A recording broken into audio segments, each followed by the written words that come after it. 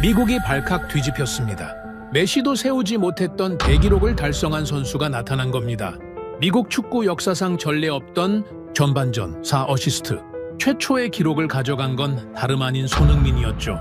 손흥민은 늙었고 젊은 미국 선수들의 피지컬에 밀리고 있다 라던 미국 매체들은 경악했고 손흥민의 압도적인 경기력에 찬사를 쏟아내기 시작했습니다. 도대체 무슨 일이 있었던 걸까요?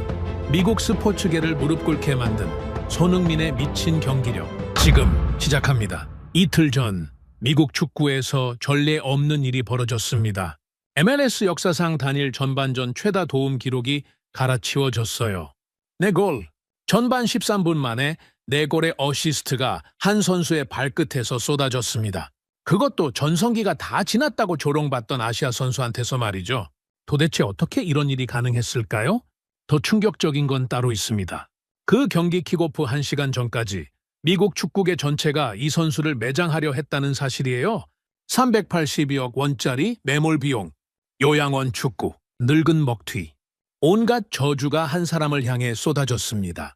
저는 테일러 트웰먼, ESPN 수석 분석가입니다. 20년 넘게 미국 축구를 분석해왔고 제 판단이 틀린 적은 거의 없었어요.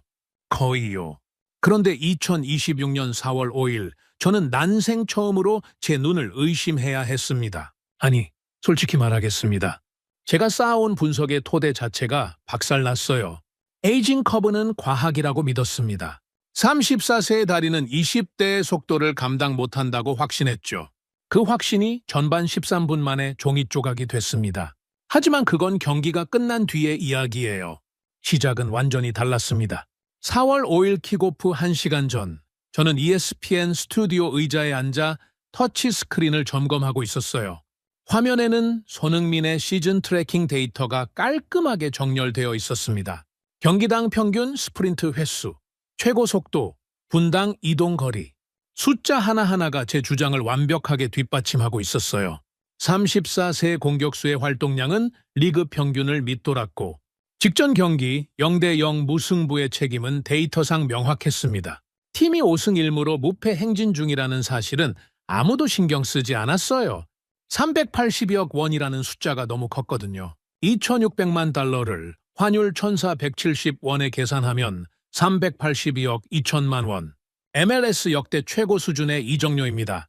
그 돈을 34세 아시아 선수에게 쏟아부었는데 골이 없다? 미국인들에게 그건 용서할 수 없는 배신이었어요.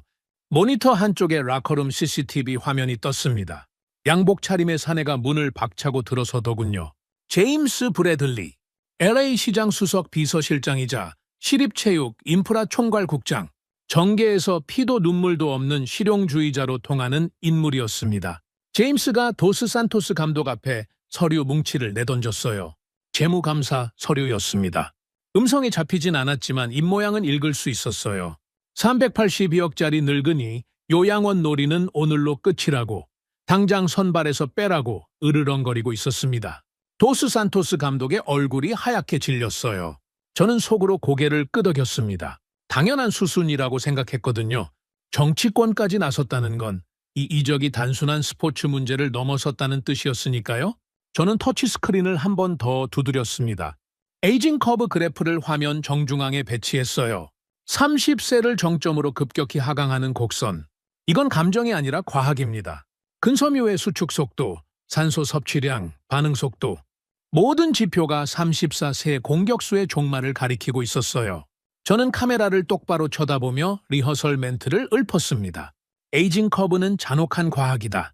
34세의 손흥민은 우리 20대 센터백들의 속도를 절대 감당 못한다. 이건 완벽한 실패작이다. 한 글자도 고칠 필요가 없었어요. 그때 또 다른 모니터에 경기장 밖 풍경이 잡혔습니다. 등줄기가 서늘해졌어요.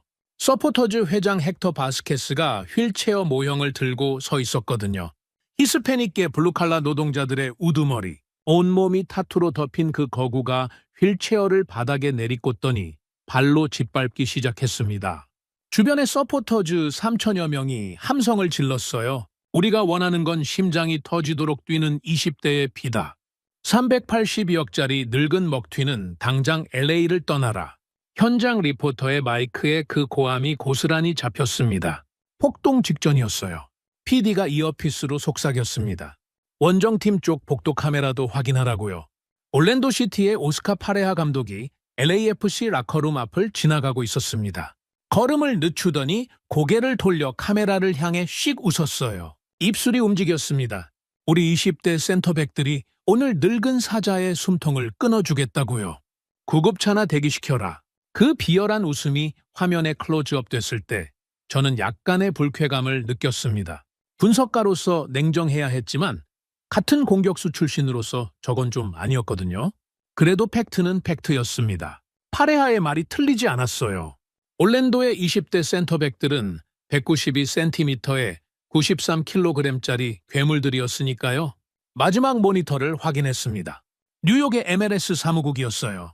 돈가버 커미셔너가 책상 앞에 앉아 있었습니다. 2026년 북중미 월드컵을 코앞에 둔 그에게 이 사태는 악몽이었겠죠. 382억을 투자해서 리그 수준을 끌어올리려 했는데 결과는 마녀 사냥이니까요. 커미셔너의 손에 펜이 들려 있었습니다. 책상 위에는 공식 문서가 한 장 놓여 있었어요. 노장 스타 연깁의 전술적 불가 판정. 서명 한 줄이면 끝나는 상황이었습니다. 커미셔너의 펜끝이 종이 위에서 머뭇거렸어요. 사방에서 포위망이 좁혀들고 있었습니다. 정치권, 방송, 서포터즈, 상대 감독, 그리고 리그 사무국까지 34세의 한국인 공격수를 향한 사형 집행이 초읽기에 들어간 거예요. 저도 그 집행인 중 한 명이었습니다. 데이터라는 칼을 갈고 있었으니까요. 그런데 라커룸 카메라에 묘한 장면이 잡혔습니다. 감독에게 호통을 듣고 정치인에게 존재를 부정당하고 생방송에서 매장당하는 와중에 손흥민이 뭘 하고 있었는지 아십니까? 라커룸 구석에 조용히 앉아 축구 화끈을 동여매고 있었어요. 표정이 없었습니다. 분노도 억울함도 두려움도 보이지 않았어요. 얼음장 같은 눈동자가 허공의 한 점을 응시하고 있었습니다. 도스 산토스 감독이 다가가 뭔가를 지시했어요. 체력이 없으면 겉돌지 말고 수비로 내려가라는 얘기였을 겁니다. 손흥민이 고개를 살짝 들었다가 아무 대답 없이 다시 축구 화끈을 조였습니다. 그 장면을 보는 순간 저는 이상하게 가슴 한구석이 불편해졌어요. 분석가의 직감이랄까요? 382억 원어치의 자존심이 저렇게 조용할 리가 없었거든요. 무언가를 준비하고 있다는 느낌. 하지만 저는 그 불편함을 무시했습니다. 데이터가 말해주고 있었으니까요. 에이징 커브는 과학이라고. 킥오프 15분 전 선수단이 터널에서 모습을 드러냈습니다. BMO 스타디움의 3만 관중이 일제히 함성을 터뜨렸어요. 그런데 그 함성의 색깔이 이상했습니다. 환영이 아니었어요. 경기장 전광판에 숫자가 떴거든요. 이적료 2,600만 달러, 약 382억 원. 그 옆에 손흥민의 시즌 스프린트 지표가 나란히 배치됐습니다. 리그 평균의 72%. 전광판이 가성비 논란에 기름을 부어버린 거예요.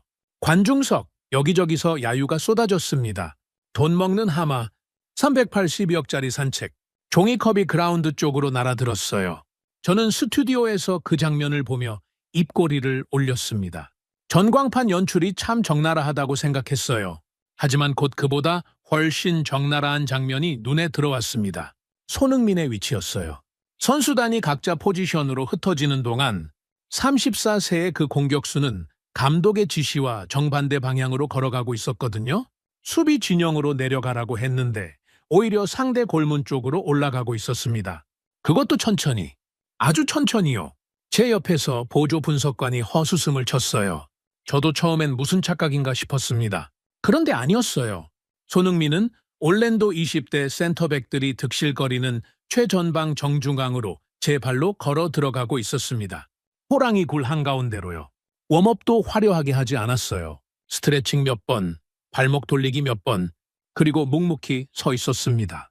192cm짜리 거구들 사이에 끼인 183cm의 34세 동양인, 그 대비가 너무 선명했어요. 관중석이 폭발했습니다. 조롱의 농도가 한 단계 올라갔어요. 저 늙은이가 정면 승부를 하겠다고? 제정신이 아니라는 비웃음이 스타디움 전체를 뒤흔들었습니다. 저도 모니터를 두드리며 고개를 저었어요. 최악의 판단이라고 메모했습니다. 34세가 20대 거구들의 정면에 서겠다는 건 자살 행위나 다름없었으니까요. 터치라인 쪽 카메라가 파레아 감독을 잡았습니다. 올랜도 벤치에서 배를 잡고 웃고 있었어요. 옆에 선 코치에게 뭔가를 말했습니다. 현장 마이크가 그 음성을 잡았어요. 34살 할아버지에게 382억을 쓴 LA는 제정신이 아니라고요. 코치진 전원이 킬킬거렸습니다. 파레하의 눈에는 확신이 가득했어요. 오늘 자기 선수들이 저 늙은 사자의 숨통을 끊어줄 거라는 확신이요. 저도 같은 생각이었습니다. 올랜도의 20대 센터백 라인은 이번 시즌 리그 최고의 태클 성공률을 기록하고 있었거든요. LAFC 벤치 쪽 카메라가 전환됐습니다. 도스 산토스 감독이 터치라인까지 뛰어나와 핏대를 세우고 있었어요. 내려오라고, 지금 당장 수비 라인으로 내려오라고 고함을 질렀습니다. 얼굴이 시뻘갰더군요. 감독으로서 지시를 무시당하는 건 공개적인 모욕이니까요. 그런데 손흥민은 못 들은 척이었습니다. 아니, 못 들은 게 아니라 듣고도 무시한 거예요. 고개조차 돌리지 않았습니다. 발을 잔디에 박은 채 제자리에 말뚝처럼 서 있었어요. 감독의 고함이 산만 관중의 야유에 묻혔습니다. 올랜도의 거구 센터백 둘이 손흥민 쪽으로 어슬렁거리며 다가왔어요. 제가 데이터로 확인한 바에 따르면 그 둘의 평균 체중은 92kg이었습니다. 손흥민보다 10kg 이상 무거운 놈들이었죠. 한 명이 어깨를 들이밀며 뭔가를 중얼거렸어요. 현장 마이크가 잡았습니다. 여기서 뛰다간 심장마비 온다, 어르신. 다른 한 명이 낄낄거리며 반대쪽 어깨를 쳤어요. 노골적인 시비였습니다. 제가 현역 시절에도 저런 도발은 거의 본 적이 없었어요. 상대 선수에게 나이를 빌미로 모욕을 주는 건 피치 위의 불문율을 깨는 행위거든요. 그런데 손흥민의 반응이 기묘했습니다. 화를 내지 않았어요. 밀치지도 않았습니다. 그냥 고개를 살짝 돌려 두 거구를 한번 훑어봤어요. 그게 전부였습니다. 표정 변화가 없었어요. 눈동자만 움직였습니다. 관중석에 헥터 바스케스가 다시 고함을 질렀어요. 카메라가 그쪽을 잡았습니다. LAFC 구단 머플러를 쥐고 있었는데 그걸 힘껏 바닥에 내동댕이 쳤어요. 우리가 원하는 건 뛰는 피라고 외쳤습니다. 서포터즈 구역 전체가 들끓었어요. 자기 팀 선수한테 쏟아지는 적이라니. 기가 막혔지만 그게 그날 BMO 스타디움의 공기였습니다. 380억이라는 숫자가 만들어낸 광기 어린 분노였어요. 주심이 호루라기를 입에 물었습니다. 킥오프 직전 저는 카메라에 대고 마지막 분석 멘트를 날렸어요. 손흥민이 감독의 지시를 무시하고 최전방에 섰다. 이건 최악의 판단이다. 20대들의 스피드를 정면으로 받으면 5분 안에 실려 나갈 거라고요. 제 목소리에 확신이 넘쳤습니다. 휘슬이 울렸어요. 그리고 제가 예상한 대로였습니다. 적어도 처음 30초는요. 올랜도 선수들이 공이 아니라 손흥민의 몸을 향해 돌격했거든요. 20대 거구 셋이 동시에 쇄도했습니다. 샌드백을 치듯 에워쌌어요. 솔직히 소름이 돋았습니다. 축구가 아니라 사냥이었거든요. 34세의 작은 체구를 90kg짜리 근육, 덩어리 셋이 짓뭉개려는 장면은 분석가의 시선으로 봐도 잔혹했어요. 저는 모니터에 코를 박았습니다. 손흥민의 반응을 확인해야 했거든요. 뒤로 빠지나 옆으로 피하나 아니면 파울을 유도하나 세 가지 시나리오를 머릿속에 그려놓고 있었어요. 그런데 네 번째 시나리오가 펼쳐졌습니다. 손흥민이 1cm도 움직이지 않았어요. 회피하지 않았습니다. 뒤로 빠지지도 옆으로 피하지도 않았어요. 90kg짜리 거구 셋이 코앞까지 쇄도하는데 그 자리에 우뚝 서서 정면을 응시하고 있었습니다. 마치 저 덩어리들이 눈에 보이지도 않는다는 듯이요. 심장이 한 박자 건너뛰었어요. 제 20년 분석 인생에서 저런 장면은 본 적이 없었거든요. 시속 30km로 달려드는 20대들 앞에서 꿈쩍도 하지 않는 34세라니. 자살 행위입니까? 아니면 뭔가를 알고 있는 겁니까? 저는 마이크를 쥔 채 아무 말도 하지 못했습니다. 삼코, 어코, 실코. 거구들의 어깨가 손흥민의 공간을 짓누르는데 정작 공은 이미 다른 곳에 있었어요. 그제야 깨달았습니다. 손흥민이 서 있던 건 공을 받으려는 게 아니었어요. 적들을 끌어당기고 있었던 겁니다. 제 입에서 무의식적으로 말이 흘러나왔어요. 잠깐, 이거 뭐지? PD가 이어피스로 물었습니다. 뭐가 이상하냐고요? 저는 대답하지 못했습니다. 아직 확신할 수 없었거든요. 하지만 손끝이 미세하게 떨리고 있었어요. 에이징 커브라는 과학이 방금 첫 번째 균열을 일으켰습니다. 전반 7분이었습니다. 손흥민이 하프라인 부근에서 공을 받았어요. 아니, 받았다는 표현도 정확하지 않습니다. 공이 발밑에 굴러왔는데 잡지 않았어요. 그냥 흘렸습니다. 일부러요. 공이 살짝 앞으로 빠져나가자 올랜도 센터백이 본능적으로 튀어나왔어요. 시속 28km. 제 모니터에 실시간 속도가 찍혔습니다. 젊은 수비수다운 폭발적인 가속이었어요. 공을 뺏으러 내달리는 그 순간 손흥민이 발끝으로 공을 툭 올렸습니다. 크로스라고 부르기도 민망한 동작이었어요. 힘도 안 들어갔고 거리도 짧았습니다. 그냥 톡 건드린 거예요. 그런데 그 공이 기가 막힌 곳에 떨어졌습니다. 튀어나온 센터백이 비워놓은 공간, 그 정확한 한가운데였어요. 올랜도 수비수 둘이 동시에 방향을 틀었습니다. 몸이 엉켰어요. 시속 28km로 달려나온 관성을 제어하지 못한 겁니다. 한 명이 다른 한 명의 등을 밟았고 공은 골대 방향으로 둥둥 굴러갔습니다. LAFC 공격수가 주인 없는 공을 수월하게 밀어 넣었어요. 자책골이었습니다. 1대0. 저는 화면을 멈추고 되감기를 눌렀습니다. 3번 돌려봤어요. 손흥민이 한 건 딱 2가지뿐이었습니다. 공을 일부러 흘린 것, 그리고 발끝으로 톡 올린 것. 이동거리 3m, 스프린트 제로. 그런데 골이 터졌어요. 제 머릿속에서 뭔가가 삐걱거리기 시작했습니다. 활동량이 낮은 건 체력이 없어서가 아니라 뛸 필요가 없어서라면? 아닙니다. 그럴 리가 없어요. 저는 고개를 저었습니다. 수비수들의 잔실수였어요. 운이 좋았을 뿐입니다. 저는 마이크를 잡고 시청자들에게 말했어요. 수비수들의 커뮤니케이션 오류입니다. 손흥민의 기여도는 제한적이에요. 그렇게 말하면서도 마이크를 쥔 손이 미세하게 떨리고 있다는 건 카메라에 잡히지 않았기를 바랐습니다. 그 직후 상황이 이상하게 흘러갔어요. 손흥민이 공을 몰고 전방으로 올라가다가 돌연 멈춰섰거든요. 완전히 멈췄습니다. 시속 0km. 하프스페이스 부근에서 공을 발밑에 놓고 꼼짝도 하지 않았어요. 제 옆에 보조 분석관이 중얼거렸습니다. 체력이 벌써 바닥났나 보다고요. 저도 그렇게 판단했습니다. 34세의 체력으로는 전반 초반부터 올라갔다 내려갔다 하는 게 무리니까요. 그런데 올랜도 수비수들의 반응이 묘했어요. 손흥민이 멈춰 서자 피냄새를 맡은 것처럼 흥분했거든요. 젊은 놈들의 눈이 번뜩였습니다. 늙은 놈이 퍼졌다. 지금이다. 20대 특유의 조급함이 발동한 거예요. 센터백 둘이 동시에 전속력으로 달려들었습니다. 한 명은 왼쪽에서, 다른 한 명은 오른쪽에서요. 완벽한 협공이었어요. 적어도 겉보기에는 그랬습니다. 손흥민이 상체를 왼쪽으로 살짝 들었어요. 아주 살짝이었습니다. 어깨가 30도쯤 돌아갔을까요? 왼쪽에서 달려오던 수비수가 그 동작에 반응했습니다. 몸을 왼쪽으로 던졌어요. 시속 30km의 관성을 실은 채로요. 그 순간 손흥민의 상체가 다시 원래대로 돌아왔습니다. 공은 처음부터 오른쪽에 있었어요. 왼쪽으로 던진 수비수는 브레이크를 밟지 못하고 그대로 미끄러졌습니다. 오른쪽에서 달려오던 다른 수비수와 정면으로 충돌했어요. 둘 다 잔디 위에 나뒹굴었습니다. 시속 30km짜리 두 덩어리가 서로를 들이받은 거예요. 스튜디오가 조용해졌습니다. PD도 보조 분석관도 아무도 말을 하지 않았어요. 저는 모니터를 뚫어지게 쳐다봤습니다. 방금 일어난 일을 정리해야 했거든요. 손흥민이 한 건 상체를 살짝 튼 것뿐이었어요. 발은 움직이지도 않았습니다.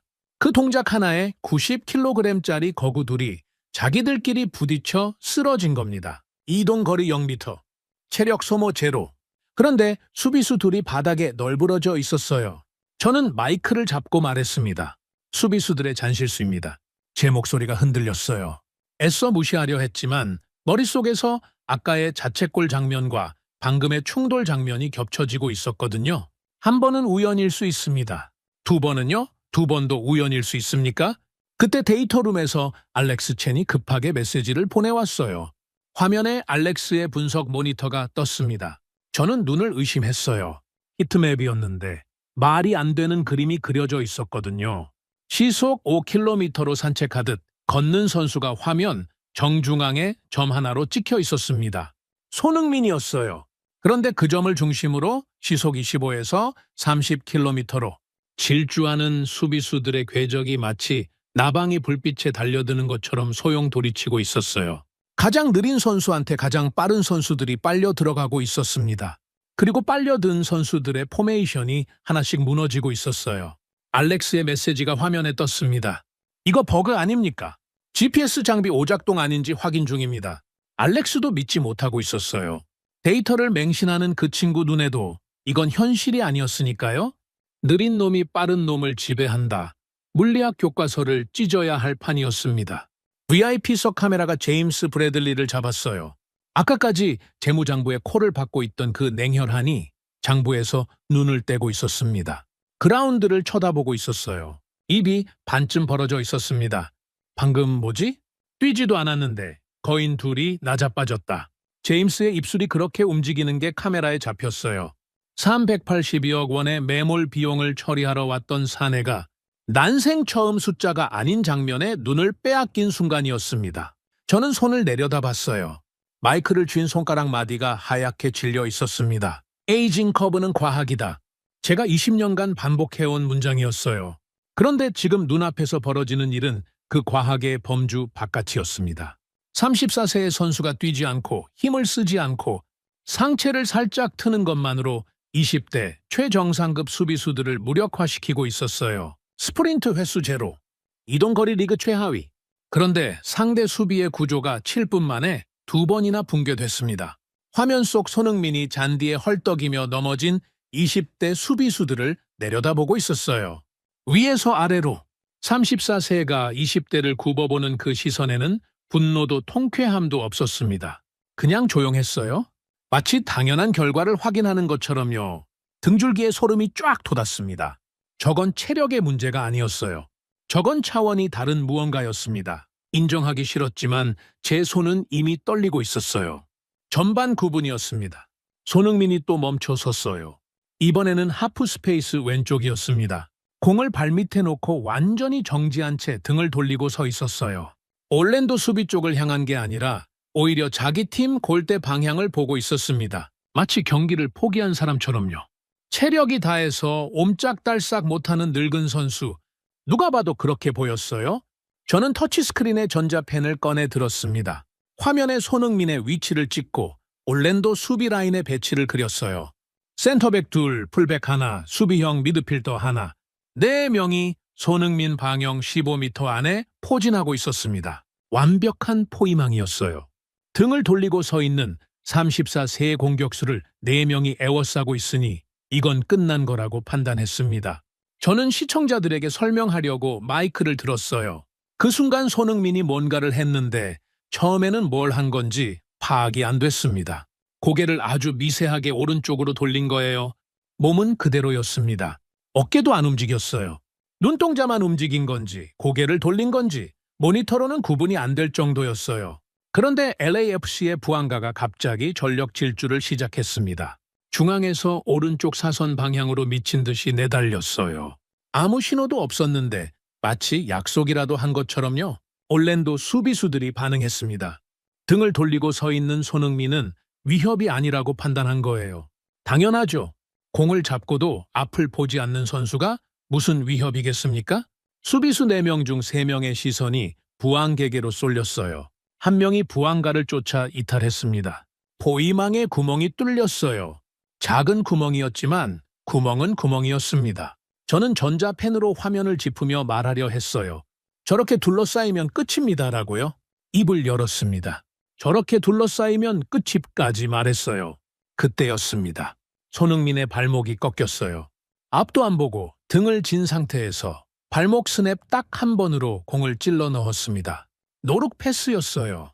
수비수 4명 중 3명의 가랑이 사이를 실처럼 꿰뚫는 궤적이었습니다. 공이 지나간 경로를 나중에 확인해보니 수비수 1명의 오른쪽, 다리와 다른 수비수의 왼쪽 다리 사이에 정확히 18cm의 틈이 있었어요. 그 틈으로 공이 빠져나갔습니다.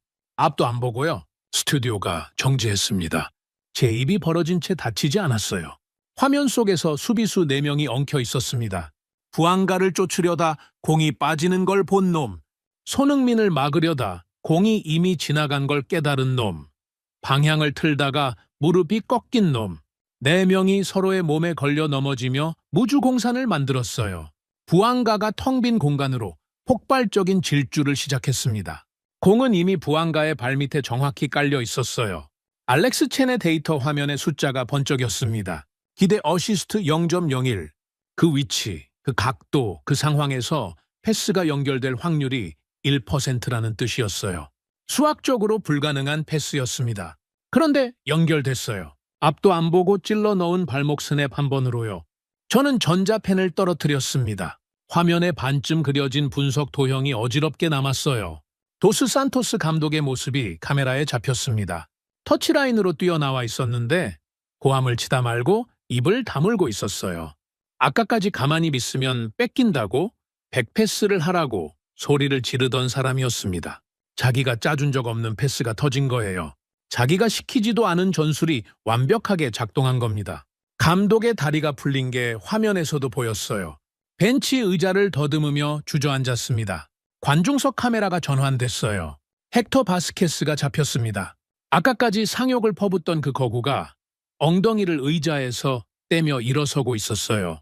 입이 떡 벌어져 있었습니다. 욕도 함성도 어떤 소리도 나오지 않는 상태였어요.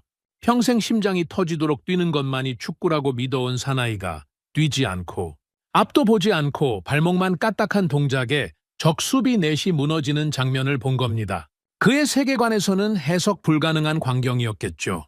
VIP석에 제임스 브래들리가 옆 사람의 팔을 움켜쥐고 있었어요.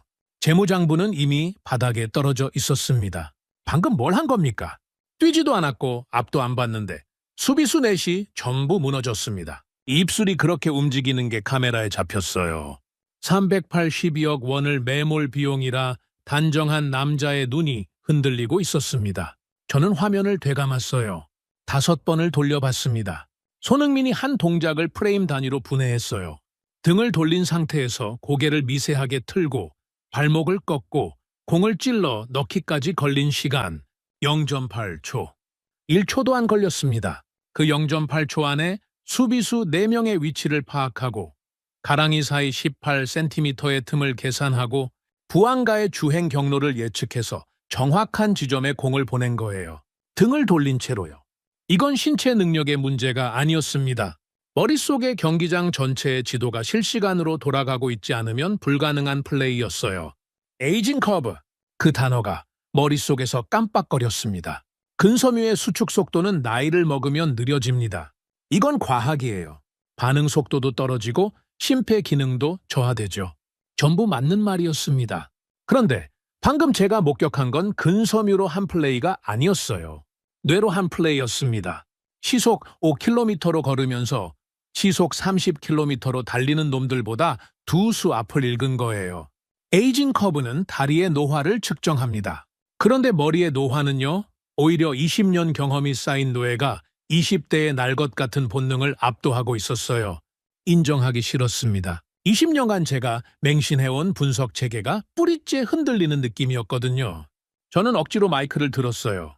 패스는 좋았지만 아직 결과를 봐야 합니다. 라고 중얼거렸습니다. 제 목소리에 힘이 없었어요. 카메라 빨간불이 저를 똑바로 쳐다보고 있었습니다. 전미 시청자들이 지금 제 표정을 보고 있다는 걸 알았어요. 분석가로서 흔들리는 모습을 보여서는 안 됐습니다. 하지만 손이 떨렸어요. 터치스크린 위에 에이징 커브 그래프가 아까와 똑같이 30세 정점에서 급강하하는 곡선을 그리고 있었는데 그 곡선이 처음으로 거짓말처럼 느껴졌습니다. 전반 13분이었습니다. 시간으로 치면 고작 6분이 더 지난 것뿐이에요. 그 6분 동안 제 세계가 무너졌습니다. 전반 20분, 손흥민이 다시 멈춰섰어요. 이번에는 센터 서클 부근이었습니다. 공도 없었어요. 공은 LAFC 수비 라인에서 횡패스로 돌아가고 있었거든요. 경기와 상관없는 위치에 혼자 서 있었습니다. 올랜도 수비수들이 긴장을 풀었어요. 당연하죠. 공도 없고 움직이지도 않는 34세를 누가 경계하겠습니까? 수비 라인이 전체적으로 2미터쯤 올라갔어요. 미세한 변화였습니다. 하지만 그 2미터가 전부였어요. 손흥민이 반걸음을 뗐습니다. 반걸음이요. 오른발을 앞으로 30cm쯤 옮겼을 뿐이에요. 그런데 올랜도 센터백 한 명이 반사적으로 몸을 틀었습니다. 손흥민의 반걸음에 반응한 거예요. 그 센터백이 몸을 트는 바람에 옆에 풀백과 강력이 벌어졌어요. 싸움 밑에요. 눈에 보이지도 않는 틈이었습니다. 하지만 손흥민은 그 순간 이미 고개를 돌려 LAFC 수비 쪽을 쳐다보고 있었어요. 횡패스를 돌리던 수비수와 눈이 마주쳤습니다. 공이 대각선으로 날아왔어요. 길고 정확한 롱패스였습니다. 손흥민이 공을 받지 않았어요. 가슴으로 트래핑하거나 발로 잡을 줄 알았는데 공이 날아오는 궤적을 그냥 흘려보냈습니다. 몸을 비틀어 공이 경로를 만들어준 거예요. 공이 손흥민의 옆구리를 스치듯 지나가며 그 3m 틈새로 빨려 들어갔어요. 부앙가가 이미 달리고 있었습니다. 타이밍이 정확히 맞았어요. 부앙가가 골키퍼와 1대1 상황에서 칩슛을 띄웠습니다. 공이 골키퍼 손끝을 스치며 그물을 흔들었어요. 2대0. 저는 의자에서 벌떡 일어났습니다. 몸이 먼저 반응한 거예요. 머리가 따라가지 못했어요. 방금 뭘 본 겁니까? 반걸음으로 수비수를 끌어당기고 공을 받지도 않고 몸만 비틀어 패스 경로를 창조했다고요? 이건 제가 아는 축구가 아니었습니다. 이건 체스였어요. 아니, 체스보다 더 복잡했습니다. 체스 말은 의지가 없지만 축구 선수는 시속 30km로 달리는 생물이거든요. 그 생물들의 본능적 반응까지 예측해서 역이용한 겁니다. 전반 23분, 세 번째 골이 터졌어요. 이번에는 더 잔인했습니다. 올랜도 수비수가 공을 몰고 올라오는 LAFC 미드필더를 향해 전속력으로 튀어나왔어요. 적극적인 수비였습니다. 좋은 판단이었어요. 그런데 그 수비수가 튀어나오는 순간 손흥민이 반대 방향으로 한 걸음 빠졌습니다. 한 걸음이요. 수비수가 비운 자리로 정확히 한 걸음 들어간 거예요. LAFC 미드필더가 손흥민에게 짧은 패스를 보냈고 손흥민은 원터치로 전방의 빈 공간에 공을 흘렸습니다. 올랜도 수비 라인 전체가 역동작에 걸렸어요. 튀어나온 수비수는 되돌아갈 수 없었고 남은 수비수들은 방향을 잃었습니다. LAFC 공격수가 여유롭게 마무리했어요. 3대0. 알렉스 첸에게서 연락이 왔습니다. 목소리가 떨리고 있었어요. 알렉스는 감정을 드러내는 사람이 아닙니다. 실리콘밸리 출신의 데이터 네어드, 숫자 외에는 아무것도 믿지 않는 친구예요. 그 알렉스가 떨리는 목소리로 말했습니다. 손흥민의 전반 이동 거리가 출전 선수 중 꼴찌라고요. 시속 5km를 넘긴 적이 없다고요. 스프린트 횟수 제로. 그런데 기대 어시스트 누적 수치가 리그 역대 단일 경기 최고를 찍고 있다고요. 수학적으로 설명이 안 된다고 장비를 3번이나 재점검했는데 오류가 아니라고요. 알렉스의 숨소리가 거칠었습니다. 가장 안 뛰는 선수가 가장 많은 골을 만들어내고 있었어요. 물리학이 뒤집힌 거예요. 전반 28분, 네 번째 골이었습니다. 올랜도가 절박해졌어요. 거구 둘이 손흥민을 양쪽에서 동시에 조였습니다. 이번에는 도망갈 공간이 없었어요. 왼쪽에서 한 명, 오른쪽에서 한 명. 두 놈의 어깨가 손흥민의 양팔에 닿을 정도로 바짝 붙었습니다. 체중 합산 180kg이 넘는 압박이었어요. 손흥민이 공을 잡았습니다. 발밑에 착 달라붙은 공을 잡고 미동도 하지 않았어요. 이 초쯤 지났을까요? 양쪽 수비수가 동시에 태클에 들어왔습니다. 오른쪽 놈은 슬라이딩, 왼쪽 놈은 스탠딩 태클이었어요. 손흥민의 발목이 부러질 타이밍이었습니다. 저는 순간적으로 눈을 질끈 감았어요. 눈을 떴을 때 손흥민은 두 수비수 사이에 서 있었고 두 수비수는 바닥에 엉켜 있었습니다. 깃털 턴이었어요? 몸의 무게 중심을 위로 올리면서 양발을 찰나의 순간에 교차시킨 거예요. 체력 소모가 거의 없는 회전이었습니다. 180kg의 압박을 힘으로 뚫은 게 아니었어요. 압박이 도착하기 0.1초 전에 그 자리를 비운 거예요. 두 수비수는 서로를 태클한 꼴이 됐습니다. 손흥민은 벗겨낸 직후 원터치 패스를 내줬어요. LAFC 공격수가 받아 넣었습니다. 4대0. 도스 산토스 감독이 벤치에 털썩 주저앉는 게 보였어요. 다리에 힘이 풀린 거였습니다. 아까까지 수비로 내려가라고 고함을 치던 사람이에요. 체력이나 아끼라고 명령하던 사람이요. 자기가 상상조차 못한 전술이 눈앞에서 네 번째로 작동하고 있었어요. 감독의 지시를 무시한 선수가 4골을 만들어낸 겁니다. 카메라가 감독의 얼굴을 클로즈업으로 잡았어요. 수치심이었습니다. 34세의 다리가 느려진 게 아니라 자신의 전술적 안목이 저 선수의 발끝조차 따라가지 못했다는 걸 깨달은 얼굴이었어요. 전반 39분, 5번째 골이 터졌습니다. 이번에는 손흥민이 아예 상대 수비 전체를 읽었어요. 올랜도 수비 라인이 오른쪽으로 쏠리는 순간을 예측하고 왼쪽 공간을 미리 선점해서 서 있었습니다. 공이 왔을 때 손흥민은 원터치 컷백을 내줬어요. 올랜도 수비수들이 방향을 틀었지만 이미 늦었습니다. 5대0. 전반이 아직 끝나지도 않았는데 5골이 들어간 거예요. 저는 더 이상 버틸 수가 없었습니다. 에이징 커브 그래프를 화면에서 내리고 대신 손흥민의 효율성 지표를 띄웠어요. 이동 거리 출전 선수 중 최하위, 스프린트 횟수 제로, 전반 도움 4개. 이 숫자들을 나란히 놓으니 미칠 것 같았습니다. 가장 안 뛴 선수가 가장 많은 골을 만들었어요. 이게 말이 됩니까? 저는 카메라를 쳐다봤습니다. 전미 시청자들이 제 얼굴을 보고 있었어요. 20년 분석 인생에서 가장 어려운 순간이었습니다. 제가 1시간 전에 뭐라고 했는지 전부 녹화되어 있었거든요. 에이징 커브는 과학이다. 34세는 20대의 속도를 감당 못한다. 완벽한 실패작이다. 전부 틀렸어요. 하나도 빠짐없이 전부요. 마이크를 쥔 손이 덜덜 떨렸습니다.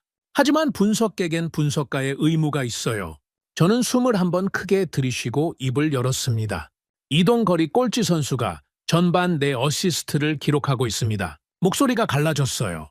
34세의 관록이 지능으로 20대를 도살하고 있습니다. 제가 그 말을 했어요. 1시간 전에 사형 선고를 내린 바로 그 입으로요. VIP석에서 돈가버 커미셔너가 자리에서 벌떡 일어났습니다. 기립 박수를 치고 있었어요. 아까 펜을 들고 노장 불가 판정에 서명하려던 그 손으로요.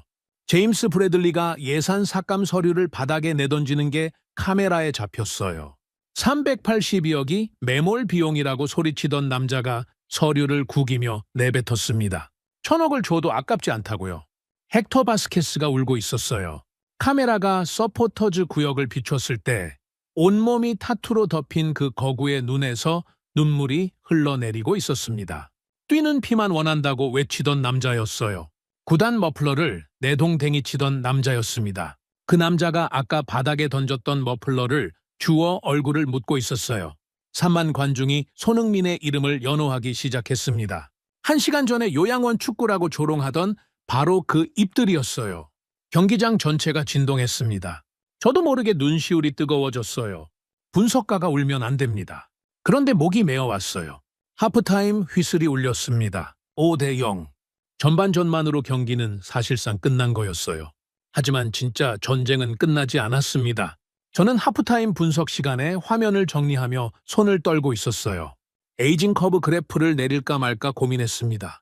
1시간 전에 제가 직접 화면 정중앙에 배치한 그 곡선이요.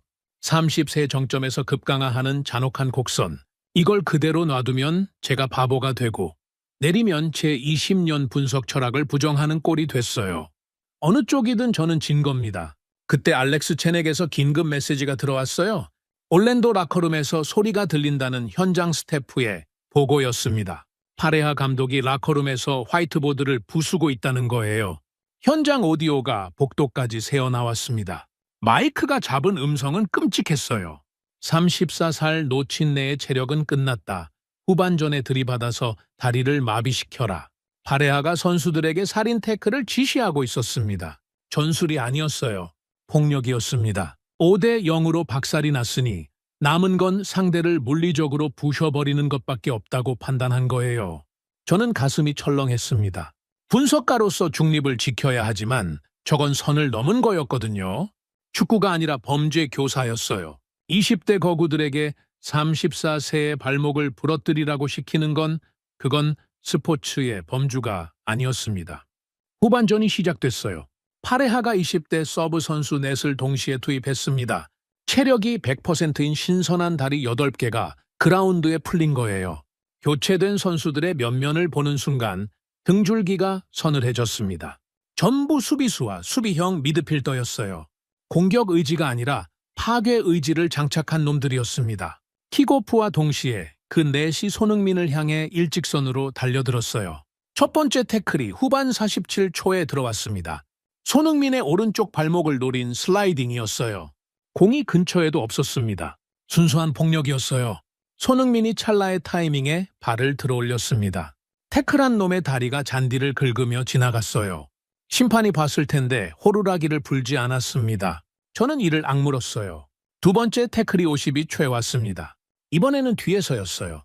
아킬레스건을 노린 스탠딩 태클이었습니다. 선수 생명을 끝내겠다는 각도였어요. 손흥민이 몸을 반 바퀴 돌리며 피했습니다. 심판은 또 휘슬을 불지 않았어요. 저는 마이크를 움켜쥐고 참지 못했습니다. 카메라를 똑바로 쳐다보며 말했어요. 저건 태클이 아닙니다. 노장을 향한 폭력입니다. 제 목소리가 스튜디오에 울렸어요. PD가 이어피스로 톤을 낮추라고 경고했지만 무시했습니다. 이건 분석의 영역이 아니었어요. 인간의 영역이었습니다. 그런데 저만 분노한 게 아니었어요. 알렉스 첸이 데이터 룸에서 미친 듯이 키보드를 두드리고 있었습니다. 체력 안배와 수비 붕괴의 인과관계 데이터를 초 단위로 추출해서 제 모니터에 실시간으로 동기화하고 있었어요. 감정을 믿지 않는 그 너드가 숫자로 정의를 증명하려 하고 있었습니다.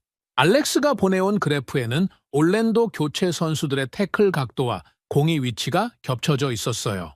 태클 10번 중 9번이 공에서 2m 이상 떨어진 지점에서 이루어졌다는 걸 숫자가 증명하고 있었습니다. 조직적 폭력의 수학적 증거였어요. 저는 그 데이터를 화면에 띄웠습니다. 보십시오. 태클의 90%가 공이 아니라 선수의 신체를 겨냥하고 있습니다. 전미에 생중계되는 화면이었어요. 파레하의 지시가 데이터로 까발려지는 순간이었습니다. VIP석에서 예상치 못한 움직임이 포착됐어요. 제임스 브래들리가 무정의를 들고 있었습니다. 아까까지 382억 원을 매몰 비용이라 욕하던 그 냉혈한이 보안 책임자에게 무전을 치고 있었어요. 입술이 움직이는 게 카메라에 잡혔습니다. 저 미개한 태클 안 막으면 숙소 예약 전부 빼버린다고요. 정치인 특유의 비선 권력이었어요. 심판에게 직접 항의할 수는 없으니 경기 외적인 압력으로 라인을 잡겠다는 거였습니다. 382억 원의 자산을 보호하려는 건지 아니면 전반전에 목격한 마법의 진심으로 매료된 건지 그건 알 수 없었어요. 하지만 결과적으로 제임스가 손흥민의 방패가 되고 있었습니다. 심판의 판정이 후반 52분부터 미세하게 달라졌어요. 아까까지 관대하게 넘기던 거친 접촉에 휘슬을 불기 시작했습니다. 옐로 카드가 한 장 나왔어요. 올랜도 수비수의 얼굴이 일그러졌습니다. 제임스의 무전이 효과를 발휘한 건지 아니면 심판 스스로 양심이 작동한 건지는 모르겠어요. 어느 쪽이든 폭력의 강도가 한 단계 낮아진 건 분명했습니다. 그런데 올랜도의 태클이 줄어들자 다른 곳에서 공격이 시작됐어요. 다 방송사 해설진이었습니다. 보수적인 시각으로 유명한 채널의 해설위원이 제 분석을 정면으로 반박하기 시작했거든요. 전반전의 스탯은 마지막 불꽃일 뿐입니다. 34세의 체력으로 저런 요행이 90분 지속될 리 없습니다. 우연이라는 프레임이었어요. 전반 13분간의 완벽한 지배를 단순한 행운으로 격화시키려는 시도였습니다. 제 속이 끓었어요. 우연이라고요? 기대 어시스트 0.01짜리 패스가 4번 연속으로 터지는 게 우연입니까? 수학적 확률로 치면 로또에 4번 연속 당첨되는 것보다 어려운 일이었어요. 저는 알렉스에게 연락했습니다. 전반전 패스 데이터를 전부 보내달라고요. 알렉스가 30초 만에 파일을 넘겨줬어요. 저는 그 데이터를 화면에 풀스크린으로 띄웠습니다. 손흥민의 4번의 결정적 패스가 만들어진 과정을 프레임 단위로 분해해서 보여줬어요. 첫 번째 패스, 발끝으로 툭 올린 크로스. 두 번째, 등을 돌린 채 찔러 넣은 노루킬 패스. 세 번째, 역동작의 틈을 찌른 엇박자 전진 패스. 네 번째, 깃털턴 직후의 원터치 연결. 4개의 패스 모두 손흥민의 이동거리가 5m 이내였어요. 4개 모두 스프린트 없이 이루어졌습니다. 그리고 4개 모두 상대 수비수들이 전속력으로 달려드는 관성을 역이용해서 만들어낸 골이었어요. 저는 카메라를 똑바로 보며 말했습니다. 이건 요행이 아닙니다. 요행은 반복되지 않아요. 이건 시스템입니다. 34세의 뇌가 설계한 완벽한 시스템이에요. 타 방송사 해설위원이 뭐라고 반박했는지 모르겠습니다. 틀리지 않았어요. 제 눈에는 모니터에 펼쳐진 데이터만 보였거든요. 숫자가 진실을 말하고 있었습니다. 에이징 커브가 측정하는 건 다리의 쇠퇴였어요. 하지만 축구는 다리로만 하는 게 아니었습니다. 머리로 하는 거였어요. 20년 경험이 축적된 뇌는 쇠퇴하는 게 아니라 진화하고 있었습니다. 후반전 그라운드에서는 기묘한 광경이 펼쳐지고 있었어요. 손흥민이 뛰지 않았습니다. 달리지 않았어요. 그냥 걸었습니다. 천천히, 아주 천천히 그라운드를 가로질러 특정한 위치로 이동했어요. 아무 의미 없는 산책처럼 보였습니다. 하지만 손흥민이 걸어간 자리에는 항상 올랜도 수비수들의 시선이 따라붙었어요. 마치 자석처럼요. 20대 수비수 3명이 공도 없는 손흥민을 끈질기게 쫓아다녔습니다. 뛰지 않는 손흥민을 쫓느라 그 3명은 죽어라 뛰어야 했어요. 전반전에 체력의 상당 부분을 소모한 놈들은 이미 한계에 다다르고 있었고 후반에 투입된 신선한 놈들마저 허공을 차며 체력을 낭비하고 있었습니다. 알렉스가 보내온 실시간 데이터가 그 상황을 잔인하게 보여줬어요. 올랜도 수비수 3명의 분당 심박수가 180을 넘기고 있었습니다. 최대 심박수에 근접한 수치였어요.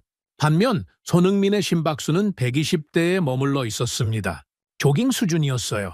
죽어라 뛰어다닌 건 20대들인데 오히려 그 20대들이 잔디 위에서 허리를 숙이고 헐떡거리고 있었습니다. 손흥민은 땀 한 방울 흘리지 않은 얼굴로 유유히 걸어 다니고 있었어요. 무식한 속도가 관록 앞에서 스스로 고갈되는 장면이었습니다. 테일러가 생방송 중 그 지표를 화면에 띄우며 소리쳤어요. 아, 저건 제가 소리친 거였습니다. 제 자신의 목소리였어요. 저게 노쇠화입니까? 최소한의 스텝으로 젊은 피를 말려 죽이는 완벽한 관록입니다. 제 20년 분석 인생에서 가장 감정적인 멘트였어요. 분석가가 감정적이면 안 됩니다. 숫자만 말해야 해요. 그런데 그날은 숫자와 감정이 같은 방향을 가리키고 있었습니다. 파레아 감독이 터치라인에 무릎을 꿇었어요. 카메라가 그 장면을 정면으로 잡았습니다. 우리 20대 센터백들이 늙은 사자의 숨통을 끊어주겠다고 킬킬거리던 사내가 벤치에도 앉지 못하고 잔디바닥에 주저앉아 있었어요. 자신의 20대 선수들이 한 명씩 체력이 바닥나 잔디의 개처럼 널브러지는 걸 지켜보는 눈빛이 텅 비어 있었습니다. 자기 선수들에게 살인 태클을 지시한 지도자의 말로였어요. 폭력으로 꺾으려 했는데 폭력을 휘두를 체력마저 상대에게 빼앗긴 겁니다. 후반 12분, 그러니까 경기 시간으로 57분이었습니다. LAFC 벤치에서 교체 보드가 올라왔어요. 손흥민의 등번호가 찍혀 있었습니다. 저는 처음에 부상인 줄 알았어요. 파레아의 살인 태클 지시에 어딘가 다친 건 아닌지 심장이 쿵 내려앉았습니다. 그런데 화면에 잡힌 손흥민의 모습을 보는 순간 그게 아니라는 걸 깨달았어요. 절뚝거리지 않았습니다. 얼굴을 찡그리지도 않았어요. 오히려 여유로웠습니다. 터치라인을 향해 천천히 걸어오고 있었는데 땀이 거의 없었어요. 저는 모니터에 코를 박았습니다. 교체되어 나오는 선수의 유니폼이 저렇게 깨끗할 수가 있습니까? 57분을 뛰고 나온 선수의 옷이 마치 방금 갈아입은 것처럼 말짱했어요. 반면 그라운드에 남은 올랜도 선수들은 유니폼이 흙투성이의 땀으로 범벅이 되어 있었습니다. 같은 경기를 한 선수들이 맞습니까? 도스 산토스 감독이 터치라인에서 손흥민을 맞았어요. 전반전 시작 전에 수비로 내려가라고 고함을 치던 바로 그 사람이었습니다. 체력이나 악기라고 면전에서 모욕하던 사람이요. 그 감독이 두 손으로 손흥민의 손을 잡았습니다. 카메라가 정면에서 잡았어요. 감독의 입술이 떨리고 있었습니다. 뭐라고 말했는지 음성은 잡히지 않았지만 고개를 깊이 숙이는 게 보였어요. 사과였습니다. 감독이 선수에게 고개를 숙이는 장면은 제 20년 방송 인생에서 처음 목격한 광경이었어요. 손흥민이 감독의 어깨를 한 번 가볍게 두드렸습니다. 그게 전부였어요. 대단한 제스처도 없었고 감정적인 포옹도 없었습니다. 그냥 어깨를 톡 치고 벤치로 걸어갔어요. 마치 평범한 훈련을 마치고 들어가는 것처럼 담담했습니다. 저는 그 뒷모습을 보면서 가슴이 먹먹해졌어요. 3만 명에게 매장당하고 감독에게 모욕당하고 상대에게 다리가 부러질 뻔한 사람이 저렇게 조용할 수 있다는 게 믿기지 않았거든요. 분노도 환희도 드러내지 않는 저 침묵이 오히려 어떤 고함보다 크게 들렸습니다. 벤치에 앉은 손흥민 위로 카메라가 패닝됐어요. VIP석이 잡혔습니다. 돈 가버 커미셔너가 자리에서 일어서 있었어요. 박수를 치고 있었습니다. 멈추지 않았어요. 옆에 앉았던 구단주도 따라 일어났고 제임스 브래들리도 일어섰습니다. 아까 382억 원을 매몰 비용이라 단정하며 재무감사 서류를 감독 얼굴에 던졌던 그 냉혈한도요. 1명, 2명, VIP석 전체가 기립했어요. 그 기립 박수가 일반 관중석으로 번져나갔습니다. 헥터 바스케스가 서포터즈 구역 펜스 꼭대기에 올라섰어요. 온몸이 타투로 덮인 그 거구가 3만 관중을 향해 팔을 치켜들었습니다. 함성이 터졌어요. 손흥민의 이름이었습니다. 1시간 반 전에 휠체어 모형을 불태우며 당장 LA를 떠나라고 외치던 사람들이 이제는 목이 쉬도록 한국인의 이름을 부르고 있었어요. 헥터가 관중을 향해 뭔가를 외쳤습니다. 현장 마이크가 잡았어요. 모자를 벗으라고요. 왕에게 예의를 갖추라고요. 3만 관중이 일제히 모자와 모자를 벗었습니다. 그리고 벤치에 앉아 물을 마시고 있는 34세를 향해 허리를 깊이 숙였어요. 90도 인사였습니다. 서포터즈 구역 전체가 동시에 허리를 꺾는 장면은 제가 본 어떤 스포츠 중계에서도 없었던 광경이었어요. 저는 마이크를 내려놓고 잠시 숨을 고를 수밖에 없었습니다. 목이 메어서 말이 나오지 않았거든요. 분석가가 울면 안 됩니다. 데이터를 읽고 팩트를 전달하는 게 제 일이에요. 그런데 눈시울이 뜨거워지는 걸 어쩔 수가 없었습니다. PD가 이어피스로 괜찮냐고 물었어요. 저는 대답하지 못했습니다. 고개만 끄덕였어요. 경기는 6대 0으로 끝났습니다. 후반전에 한 골이 더 추가됐어요. 손흥민이 교체된 뒤에 들어간 골이었지만 그 골의 구조를 뜯어보니 전반전에 손흥민이 설계한 공간 활용 패턴이 그대로 적용되어 있었습니다. 그라운드에서 빠져나간 뒤에도 그의 전술적 잔상이 팀 전체에 남아 있었던 거예요. 57분 동안 심어놓은 움직임의 문법이 나머지 33분을 지배한 겁니다. 경기 종료 후 공식 기자 회견이 열렸어요. 파레아 감독이 먼저 단상에 올랐습니다. 아까 터치라인에 무릎을 꿇었던 사내의 얼굴에는 핏기가 없었어요. 마이크 앞에 서서 한참을 아무 말도 하지 못했습니다. 기자석이 조용해졌어요. 오코 씹고 이씹고. 카메라 셔터 소리만 찰칵거렸습니다. 파레아가 입을 열었어요. 나이를 비웃은 우리가 멍청했다고요. 축구는 뇌로 하는 거였다고요. 목소리가 갈라졌습니다. 20대의 속도가 전부라고 믿었는데 오늘 34세한테 속도가 얼마나 멍청한 무기인지 배웠다고요. 기자들의 팬이 미친 듯이 움직였어요. 상대 감독이 공개석상에서 저렇게까지 처참한 항복 선언을 하는 건 MLS 역사에 전례가 없었습니다. 도스 산토스 감독이 그 뒤를 이었어요. 이 사람의 고백은 더 뼈아팠습니다. 자기 팀 선수를 의심한 감독의 참회였으니까요. 에이징 커브 운운하며 의심한 자신이 한심하다고 했어요. 수비로 내려가라고 고함친 자신이 부끄럽다고요. 34세의 다리가 느려진 게 아니라 자기의 전술적 안목이 저 선수의 발끝을 따라가지 못한 거였다고요. 감독이 기자회견장에서 자기 선수에게 공개 사과를 하는 장면이었습니다. 기자들 사이에서 탄식이 새어나왔어요. 저는 스튜디오에서 그 회견을 중계하며 가만히 듣고 있었습니다. 두 감독의 고백이 끝나자 카메라가 제 얼굴로 전환됐어요. 분석가의 마무리 멘트를 해야 할 시간이었습니다. PD가 이어피스로 말했어요. 정리 좀 해달라고요. 저는 심호흡을 했습니다. 터치스크린을 켰어요. 손흥민의 오늘 경기 데이터를 화면에 띄웠습니다. 출전 시간 57분, 이동 거리 출전 선수 중 최하위, 스프린트 횟수 제로, 전반 도움 4개, 기대 어시스트 합산 0.04. 숫자들이 나란히 놓이니 여전히 현실 같지 않았어요. 수학적으로 불가능한 조합이었거든요. 가장 적게 움직인 선수가 가장 많은 결과를 만들어냈습니다. 에이징 커브의 논리로는 설명할 수 없는 숫자였어요. 저는 카메라를 쳐다봤습니다. 전미 시청자들의 눈이 화면 너머에 있었어요. 1시간 반 전에 제가 뭐라고 했는지 전부 기억하고 있을 사람들이었습니다. 에이징 커브는 잔혹한 과학이다. 34세의 손흥민은 20대의 속도를 감당 못한다. 완벽한 실패작이다. 그 문장들이 머릿속에서 불타고 있었어요. 저는 입을 열었습니다. 솔직하게 말하겠다고요. 제가 틀렸다고요? 제 20년 분석 체계가 오늘 완전히 무너졌다고요. 에이징 커브는 다리의 노쇠화를 측정하는 도구일 뿐이었다고요. 하지만 축구는 다리만으로 하는 게 아니었다고요. 머리로 하는 거였다고요.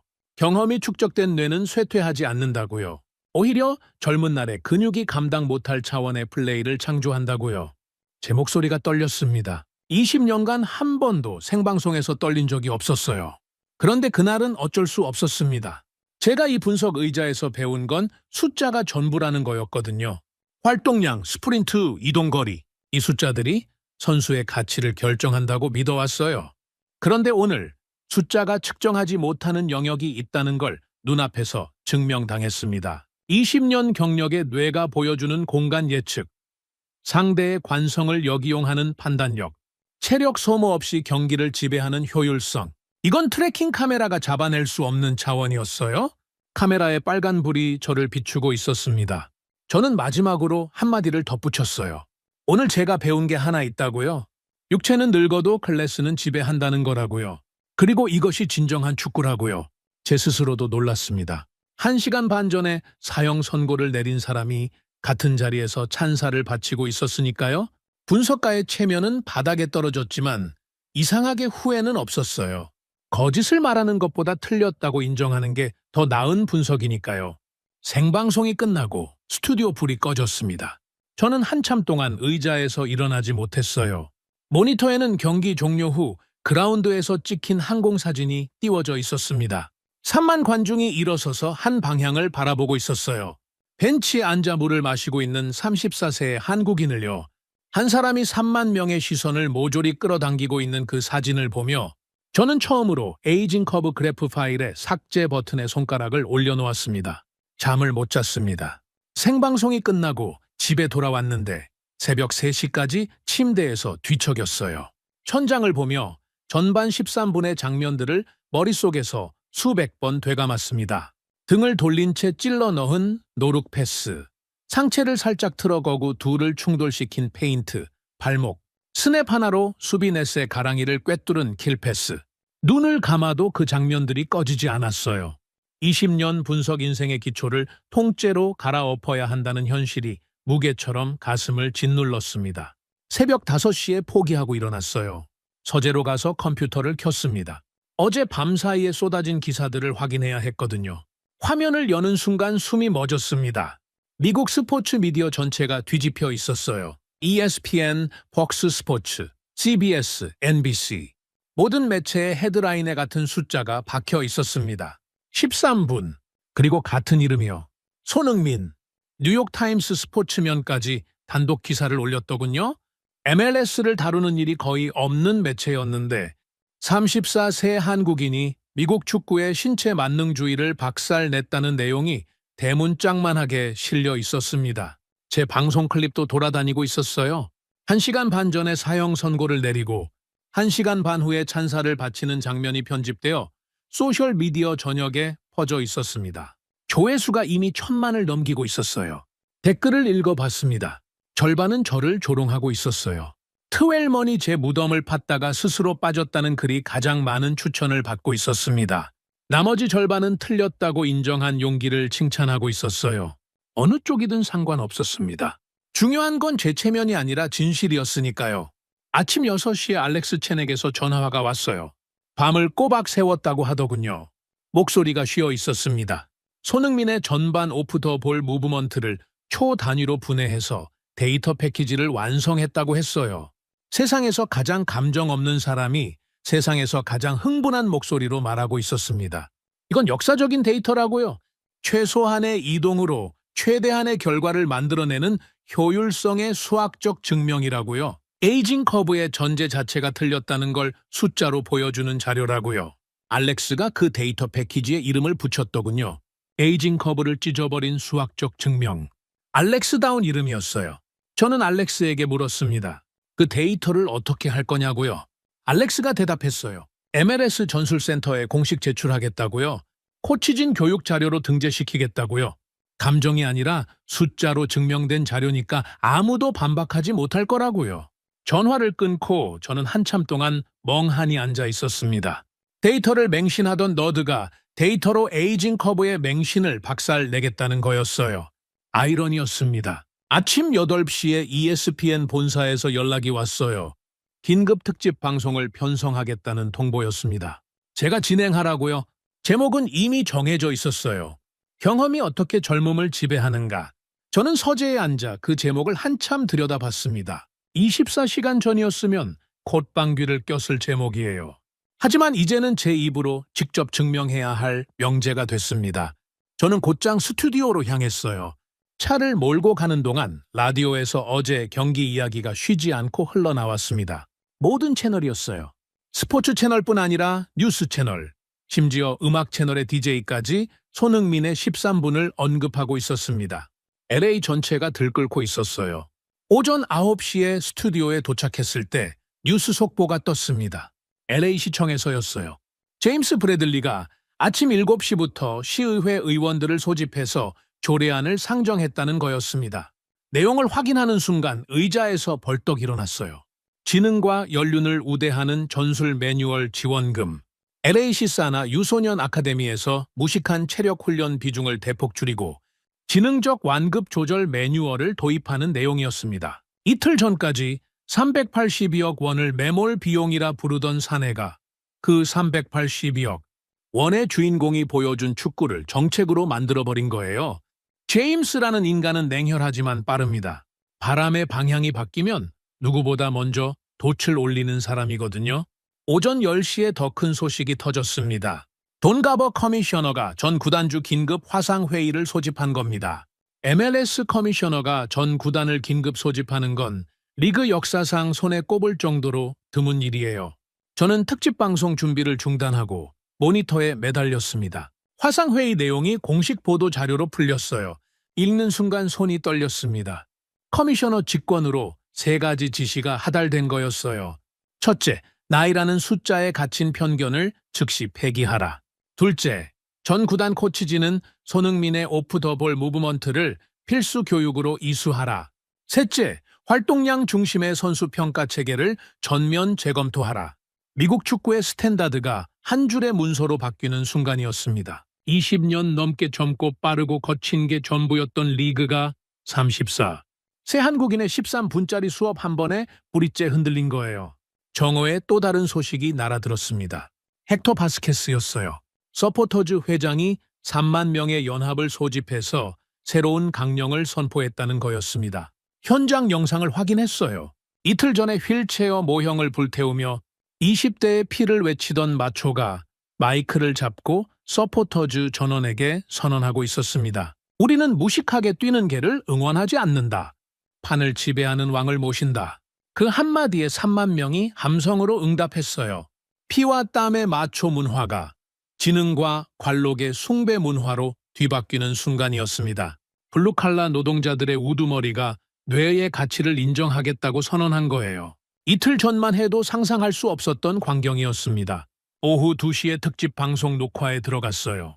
알렉스가 보내준 데이터 패키지를 화면에 띄우고 전반 13분의 플레이를 프레임 단위로 분석했습니다. 반걸음으로 수비수를 유인한 장면, 등을 돌린 채 찔러 넣은 노룩 패스, 깃털턴으로 180kg의 압박을 벗겨낸 장면, 하나하나를 뜯어보며 설명했어요. 이건 신체 능력이 아니라 20년 경험이 만들어낸 전술적 예측이다. 에이징 커브는 다리의 노쇠화만 측정할 뿐 뇌의 진화는 측정하지 못한다.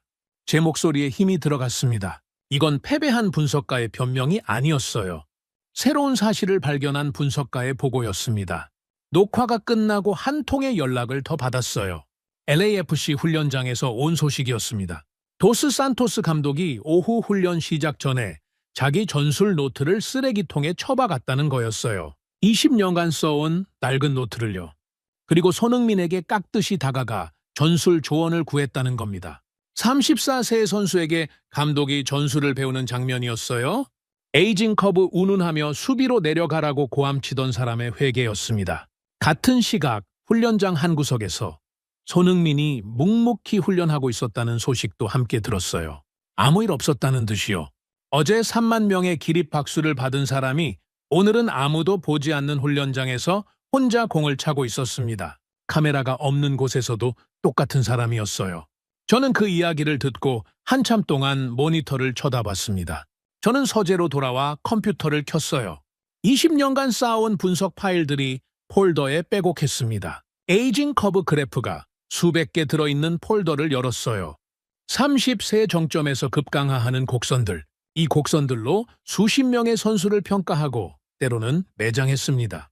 저는 마우스를 올려놓고 한참을 망설였어요. 삭제 버튼을 눌렀습니다. 파일이 사라졌어요.